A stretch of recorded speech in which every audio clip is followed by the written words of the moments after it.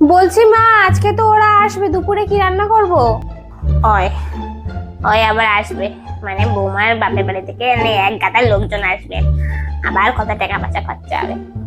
তা বলছি অত বেশি কিছু রান্না করতে হবে না, ওই যে খাসির মাংস, মুরগির মাংস, মাছ।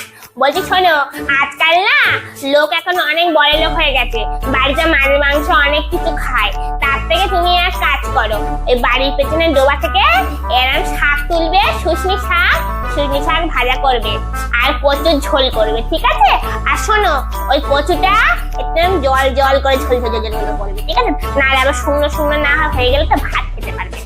আর একটা কথা কি বলতো, কুটুম্বদের বেশি খাওয়ালে না আর বারবার চলে আসে, বেশি ঝামেলা।